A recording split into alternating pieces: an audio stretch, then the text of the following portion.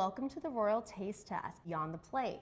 Our first guest is Chef Jaco, the Executive Chef of the Atlanta Braves. Welcome in. Thank you for having me today. I'm going to ask you some questions and also put you in the hot seat and hear your inspiration. Let's get down to business. What makes food at Truist Park different than other stadiums? We sell our ballpark classics, right? If you think about hot dogs and hamburgers or a pretzel, but just last year, for instance, I had 27 different types of hot dogs. I don't know of any other ballpark that had that. Our premium spaces, our clubs, Delta Club, for instance, our suites, we have, as you can see in front of you, this tomahawk, which is one of our signature items. How do these two premium items show that food is evolving at Truist Park? In the space that we're sitting right now is the Truist Club. And so our fans comes in 81 times a year.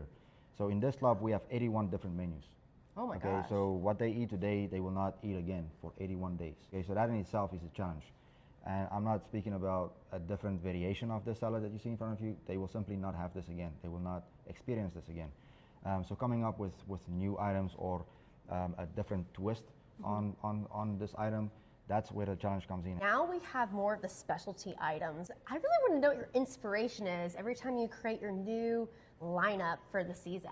In all honesty, I don't know where to start. Besides, it needs to be done. There is no ifs, ands, or buts. I encourage my team to come up with ideas, and then I'll come up with ideas. Okay, then we'll roundtable it. We'll see how long it takes us to make it. Does it make sense? Is it within the season? Yeah. Is it Braves country?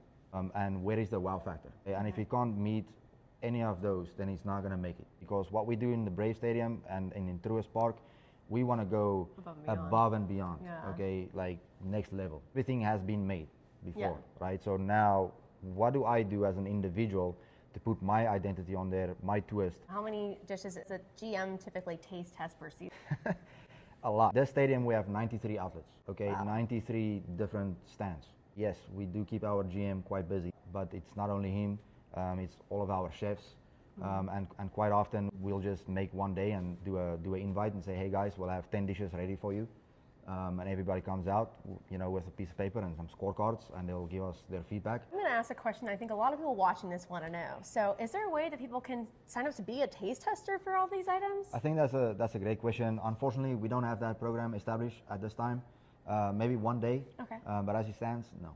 Okay. Well, sorry guys. I tried for everybody. Someone is coming to their first game of the season. Which item for a specialty item would you recommend that someone has to try and bite into? I would get excited about the specialty or premium concessions items that we do offer only during the season and this season only. I do have a question about the bat flip. Yes, ma'am. How many people does this actually serve? We have 2 pounds of seasoned ground beef in here, 4 ounces of short rib, and then 4 ounces of pork belly. So in total, it's about 2.5 pounds of meat, 2 fried eggs, jalapenos, cheese, lettuce, tomato.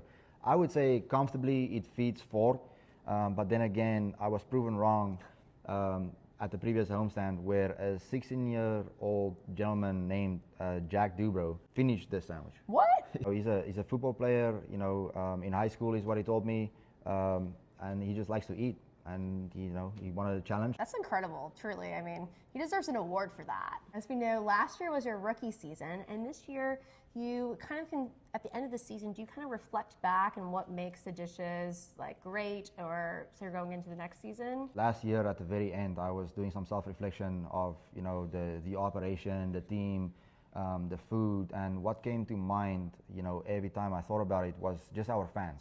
I walk around a lot. During each and every single game, but seeing the expressions on people's faces, and that's what makes me come to work. Those smiles and the wows, and you know, just the questions that people ask me when they see me on the elevator. Those positive interactions that, you know, I share with our fan base. That is, for me, it's remarkable. You're creating a memory for them that basically every time they come to the ballpark, they think about that interaction with you too. Exactly, and those little moments I take back to my team and I share that with them, because a lot of them are in the kitchen, you know, working really hard for this fan experience. So me taking that feedback back to them, you know, puts a smile on their face, and that gives them reason to be here. I love that. And that's just, for me, that's great. Yeah. Wow. Slow down. All right. And there. Wow. That is perfectly cooked. Perfect on so many levels. A lot of levels.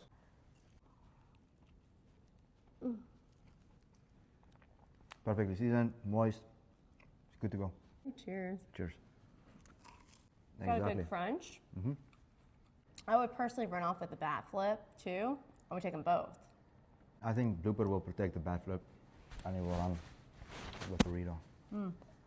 Final verdict, especially on the specialty item. Are they making the starting lineup? The item that you have in front of you definitely made the starting lineup.